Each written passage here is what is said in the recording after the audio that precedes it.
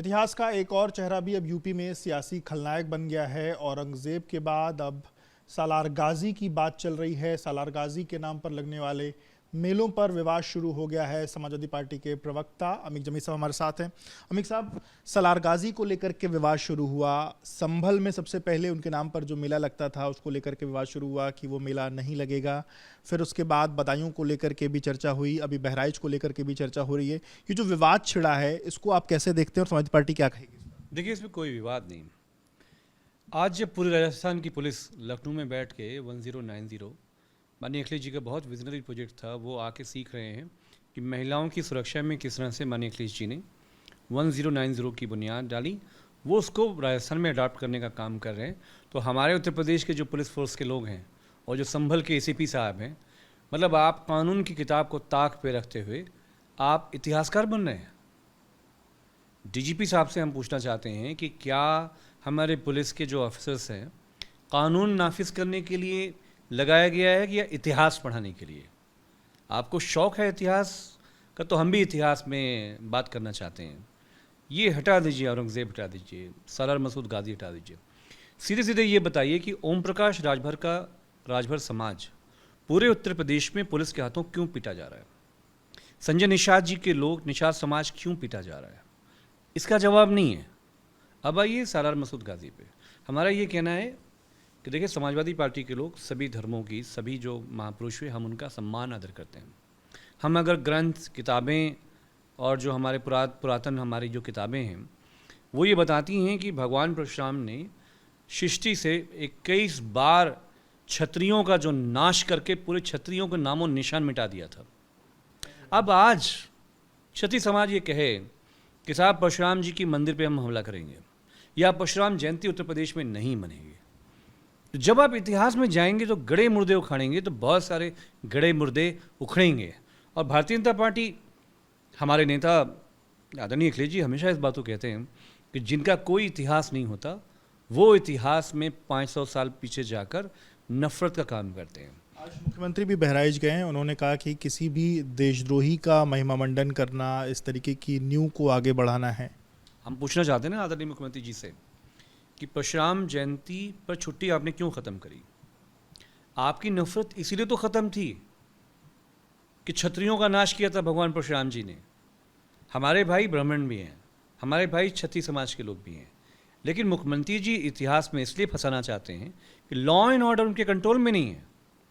Permanent DGP नहीं उत्तर प्रदेश के अंदर, आप हमें बताइए।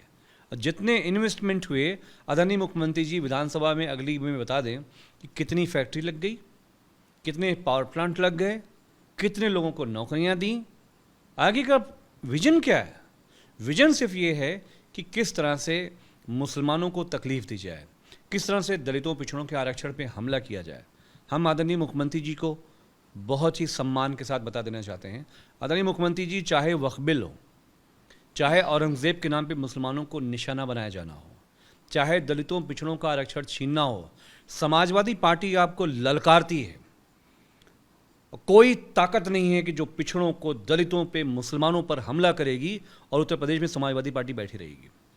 पर तो आरोप ढेर सारे इस वक्त के जो संगठन है वो लगा रहे हैं। वो कह रहे हैं कि सोमनाथ मंदिर को लूटने वाला, हमारी बहन बेटियों की इज्जत को लूटने वाला, वो जब इधर सारी चीज़ों को जीतते हुए आगे बढ़ रहा था तो महाराजा सुहेलदेव ने उसको मार गिराया। इस तरीके की बातें कह रही है। देखिए, इतिहास में जो कॉन्ट्रडिक्शंस हैं, आप जब जाएंगे तो गृह युद्ध मच जाएगा उत्तर प्रदेश में, भारत के अंदर। पुष्पमित्र शुंग ने पूरे देश से, अखंड भारत में बुद्धिस्ट मोनेस्ट्रीज को ज़मीन में दफन कर दिया था। तो हम क्या करें? ब्राह्मणों से उनके खिलाफ आंदोलन चलाएं? आज के जो लोग हैं हमें बताइए, उनका क्या करें? 2017 से 2024 में पूरे उत्तर प्रदेश में जितने ब्राह्मण फेक इनकाउंटर्स हुए, पूरे देश में नहीं हुए। तो क्या ब्राह्मणों से परशुराम जी का बदला लिया जा रहा है? तो आदरणीय मुख्यमंत्री जी से हम ये कहना चाहते हैं, आपने संविधान की शपथ खाई। उस शपथ में आपने कहा कि आप किसी भी धर्म, जाति, द्वेष, वैराग, आप कोई भी डिफरेंस नहीं करोगे। और पुलिस फोर्स जिसको कानून की किताब को नाफिज करना है, वो नहीं करके वो इतिहासकार बन रहा है, क्योंकि उन्हें मालूम है कि मुख्यमंत्री जी को क्या पसंद है। परमिशन, देखिए, परमिशन तो आपको मेले की देनी पड़ेगी। परमिशन नहीं मिलेगी तो हाई कोर्ट से परमिशन मिलेगी। भाई आप किसानों को परमिशन नहीं दे रहे हैं, आप पर्सनल अबॉर्ट को परमिशन नहीं दे रहे हैं, आप शिक्षा के लिए, नौकरी के लिए, रोजगार के लिए जो युवा शिक्षक आंदोलन करना चाहते हैं आप उनको परमिशन नहीं दे रहे हैं। तो आप तो चाहते ही नहीं हो कि इस देश में कोई आयोजन हो। पूरे प्रयागराज पूरा आपने 6 महीने बंद रखा, मुसलमान नहीं थे वहाँ पे, अपने घरों में मुसलमान बंद रहे, लेकिन क्योंकि हमारे यहाँ हिंदू मुसलमान सभी समाज के लोगों में एक दूसरे के प्रति बहुत आदर है, बहुत प्रेम है। और जब हमारे हिंदू भाइयों पे विपदा आई, कौन बचाया, किस लोगों ने बचाया? प्रयागराज के अंदर यही मस्जिदें खुली, यही मदरसे खुले, खाने के इंतज़ाम, रहने का इंतज़ाम, पीने का इंतज़ाम। हमारा उत्तर प्रदेश ऐसा है। और माननीय अखिलेश जी एक बहुरंगी उत्तर प्रदेश हमेशा बनाने के पक्ष में रहे। हम ऐसी एब्सर्ड पॉलिटिक्स को, नेगेटिव पॉलिटिक्स को हम डिसऑन करते हैं। मंत्री कह रहे हैं जिन्होंने जो भी हमारी आस्था पर प्रहार किया है उसे आज का जो नवयुवा है, उसे आज की जो नई पीढ़ी है उसे बिल्कुल चीज़ें एक्सेप्ट नहीं करेगी। देखिए, मुख्यमंत्री जी को हम इतना कहना चाहते हैं कि भारत का युवा अब आपकी विदाई के लिए तैयार हो गया। 2027 में आपकी मठ में विदाई है और 2029 में इस देश की सरकार का जाना तय है। आज का युवा शहीद आज़म भगत सिंह, सुखदेव, राजगुरु, अशफाकुल्ला खां के सपने पे चलने वाला युवा है। वो चाहता है कि देश समाजवादी रास्ते पे जाए, देश में एकता हो, भाईचारा हो, मोहब्बत हो। दुनिया में भारत का कितना गर्व था। आज बताओ कि पूरे भारत के आसपास कोई हमारा मित्र नहीं बचा हुआ है, कोई हमारा दोस्त नहीं बचा हुआ है। ऐसी सनातनी सरकार कि जिसमें हजारों लाशें गायब है महाकुंभ में। उन महाकुंभ में जो सनातनी हिंदू मारे गए, अरे उनको कम से कम जनाजा तो उठा दिया होता। अर्थियां तो उनकी जो है गंगा जी में परिवार को दे दिया होता विसर्जित करने के लिए। कई टन चप्पल मिले वहां पे। तो ये सनातनी नहीं, ये कातिल सरकार है जिसने हमारे निर्दोष हिंदू श्रद्धालुओं का कत्ल किया है। सीसीटीवी क्यों नहीं आप लाए? माननीय अखिलेश जी ने कल दिल्ली में संसद के प्रांगण में ये बात बोली है। कहाँ गई वो सब लाशें? सुहेल, तो भारतीय समाज पार्टी इस बात की मांग कर रही है कि सालार गाजी की नहीं बल्कि जिन्होंने उसको कहीं ना कहीं हराया था, महाराजा सुहेलदेव के नाम पर मेला लगना चाहिए, इस तरीके की मांग।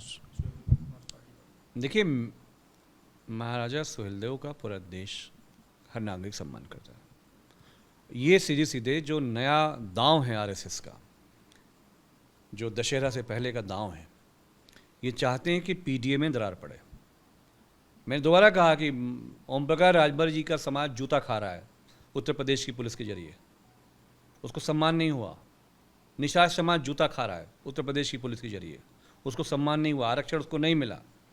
तो हम ओम प्रकाश राजभर जी से कहेंगे कि ये पिछड़े, दलित, गरीब, गुरबा, मुसलमान सब लोग जो हैं, मुसलमानों ने कभी भी बाबा साहब को संसद में भेजा, कॉन्स्टिट्यूंट असेंबली में भेजा।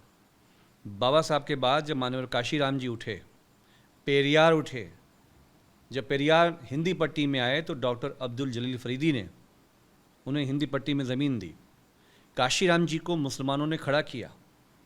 हमने आपकी ज़मीनें नहीं छीनी, हमने आपको शूद्र नहीं बनाया, हमने आपके ऊपर अन्याय नहीं किया, हमने आपकी बहन बेटियां नहीं उठाई।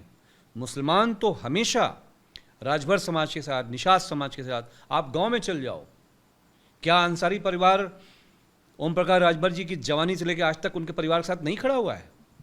तो हमारा ये कहना है कि आप इन सब झगड़ों में ना पड़ो। बेशक महाराजा सुहेलदेव जी का जो भी आप स्मारक बनाना चाहते हो और बनाइए, भव्य बनाइए, समाजवादी सरकार में उससे बड़ा बनाया जाएगा। लेकिन जो राजभर समाज पिट रहा है पुलिस के हाथों, उनको तो बचा लीजिए। ये राजनीति कुल क्यों हो रही है, आप क्या समझते हैं, क्यों ये हो रही है? पॉलिटिक्स इसलिए हो रही कि उत्तर प्रदेश की सरकार के पास कोई आइडिया नहीं है, उसके पास कोई विजनरी आइडिया नहीं, कोई प्रोजेक्ट नहीं है। आप जितने भी बताओ, मुख्यमंत्री जी आज एक अस्पताल नहीं बना पाए। कैंसर अस्पताल, माननीय अखिलेश यादव जी ने सोचिए कि कैंसर के लिए लोग कहाँ कहाँ भटकते हैं। आपने ठीक है भाजपा के एक बड़े नेता के नाम पे आपने उसको कर दिया, हमें बुराई नहीं है, हम इसके लिए वो नहीं है। लेकिन आप कैंसर हॉस्पिटल में चले जाइए, इलाज के लिए डॉक्टर नहीं है, दवाएं लेने आपको 5 किलोमीटर जाना पड़ता है। तो गवर्नमेंट मेन मुद्दों से भटकाने के लिए पीडीए में दरार डालने का काम करेगी। बहुत शुक्रिया बात करने के लिए। तो आप मुंजमी साहब को सुना, जिनका कहना है कि सरकार के पास मुख्य मुद्दे नहीं है जिन पर वो बात कर पाए, इस कारण इस तरीके से बांटने की जो राजनीति है वो कर रही है।